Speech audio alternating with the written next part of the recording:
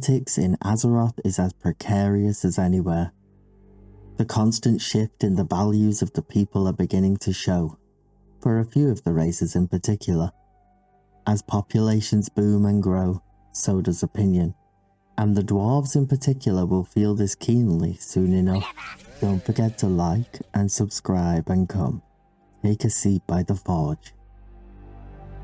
The dwarven city of Ironforge has long since grown fat and wealthy from trade with their human neighbours. Each passing season sees their coffers overflowing with riches from trading the wealth of their mountain home.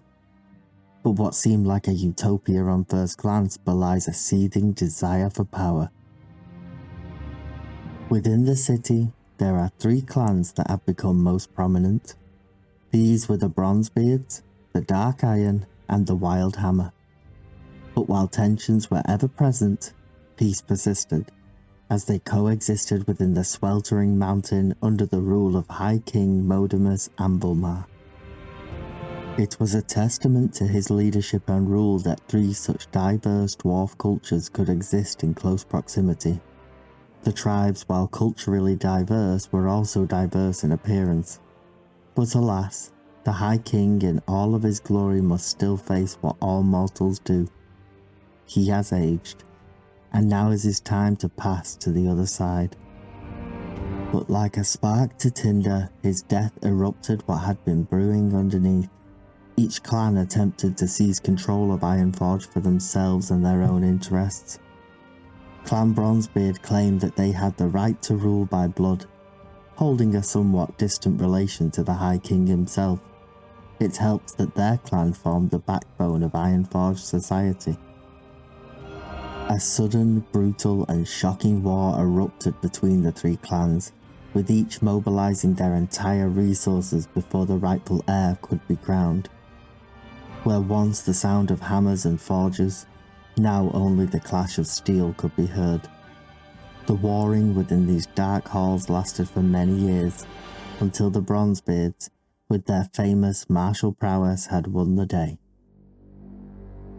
The Dark Iron and Wildhammer clans were driven and banished from Ironforge itself. The Wildhammer clan gave up on the city altogether. Long had they preferred the craggy hills surrounding their beloved mountains, and they decided to settle in a marshland and found a great city in its own right named Grimbatol. The city itself grew quickly. So quickly in fact that it began to rival Ironforge in size. True to the engineering and architectural prowess of the dwarves, the city was both welcoming and quickly became home for the Wildhammer. They gave up their interest in a war of reclamation, and would even begin to trade peacefully, albeit reluctantly, with their Ironforge kin. The Dark Iron instead fled south, founding their own equally impressive kingdom named after their glorious leader, the Kingdom of Thracian. The Dark Iron had long delved into the deepest parts of the world, hoarding gems and delving into the darker mystic arts. They continued this practice in the Redridge Mountains, from which they now called home. Thracian's pride would not let him pursue peace. He still harboured dark designs on the retaking of Ironforge, and the entire dwarven kingdoms for his own. He plotted long within the fiery labyrinthine halls of his kingdom. Although peace did last for many years, long enough for people to grow complacent. But not the Sorcerer King. He had trained a huge army, cladding them in dark steel and arming them well. He had his greatest minds forge huge golems to act as siege. Ultimately, his plan was simple. The attack would be twofold. He would lead half of his armies to overwhelm the unsuspecting Bronzebeards at Ironforge, and his sorceress wife Modgood would bring swift retribution upon the Wildhammer. Everything seemed to be going according to plan. The first assault took place in Ironforge proper, as the Dark Irons marched their huge armies across the plains of Dunmoreau. Wholly unprepared, the defenders were pushed almost completely to the heart of Ironforge, but the stubborn Bronzebeard dwarves managed to rally at the last moment. they pushed the Dark Iron forces back, for a time. At Grimbertol, Modgud would also lay siege to the Wildhammer lands. They caught them off guard also, forcing their withdrawal into the mountain stronghold itself. Predicting this, she took a retinue of dark spellcasters and began to twist the land.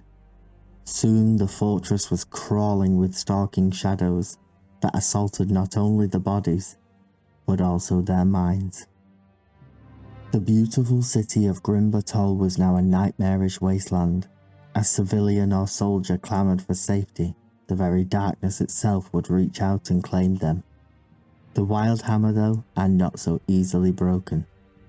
In one great push they attempted a counterattack, and while they barely made a dent in the army itself, they managed to claim the life of Modgud. Although an act of desperation, it proved to be their salvation. The ranks besieging Grimbertol were broken for a time as they retreated south. Kadros, the brave Wildhammer leader, pressed his advantage. Eventually, the mighty Dark Iron army found themselves at serious disadvantage. Pressed from both sides by two opposing forces, this common enemy gave way to common purpose, and old rivalries were set aside. Both Bronzebeard and Wildhammer marched south together after claiming such a decisive victory in the north. They would end Thracian's treacherous rule once and for all, they resolved. Victory was in sight. The once beautiful and idyllic Red Ridge Mountains was now awash with battle and blood, and the old sorcerer king grew desperate as defeat was clearly in view. He would turn at last to his magic, weaving a dangerous spell that would call up the fires from deep within the world to assail his enemies. But as he recited the incantation, his thoughts would turn to darkness, the loss of his wife, the humiliation of a second defeat. This darkness turned to rage, and he poured every ounce of it into his spell. His spell work had breached the elemental plane, unleashing a being of monstrous power upon the world. It was Ragnaros, the Lord of all fire. Not since the days of the Black Empire had the Lord of Flame set foot in the mortal world. But that was only the beginning of the devastation Thracian had caused. The ground began to quake and rumble, and then tear itself apart. The arrival of the Fire Lord had triggered a series of apocalyptic explosions. The dwarves looked on in horror as the land ripped itself apart. Thracian had doomed his people, and he was killed instantly in the first explosion. The war had at last reached its terrible conclusion, as many of the survivors fled back north. After the war, the dwarven people set about rebuilding once more. The Bronzebeards returned to Ironforge and repaired the damage that was done in the assault. The Wildhammer, however, upon returning, found that Modgud, on her dying breath, had cursed Grimbertol for all time. A terrible darkness now ruled this place. While some of the Wildhammer did settle close by, many of them left to journey further north. With the memory of their lost home still fresh in their mind, they instead chose not to build their next city underground, as was the usual custom.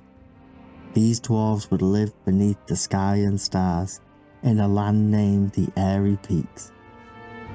Up in the mountains, these dwarves began to practice shamanism and build a deep connection to the land and nature, even famously befriending half-lion, half-eagle creatures named griffins. Over time, the connection between these two would deepen.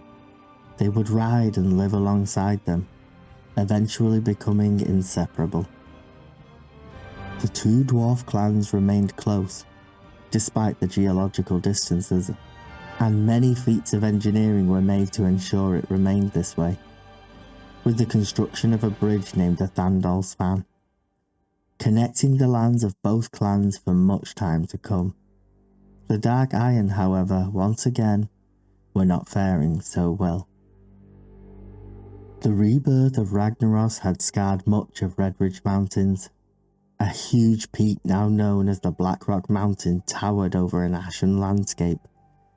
To the south, a land that would come to be called the Burning Steppes existed in its shadow, while a great chasm to the north would be named the Searing Gorge.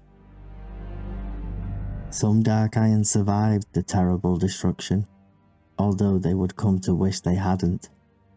While Ragnaros slept deep within the heart of a volcano to recuperate, his subjects set about enslaving those survivors and using them to construct a terrible fortress in the mountain named the Shadowforge City.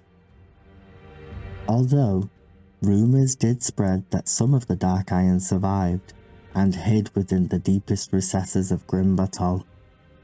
It would be many, many years later, but this would be discovered to be true, although you could barely call what remained of them dwarf.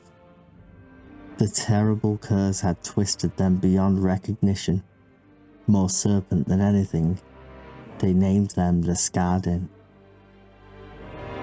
There were other races also attuned to the land like the Tauren. The elder shamans there had begun to feel a growing presence in their mind. Something terrible was coming, and they would need the strength of the elements by their side. It was at this time they also founded the Earthen Ring, a shamanic order with the goal to keep the elements in a state of perfect peace and balance. The War of the Three Hammers was one of the most significant events in the Eastern Kingdoms, reshaping much of the continent forevermore. Its lessons lived on for all time through their descendants of the survivors here. But this story is far from over. For now, thank you to everyone for all the support. Thanks to every like and subscribe, it really means a lot. And don't forget to come back anytime.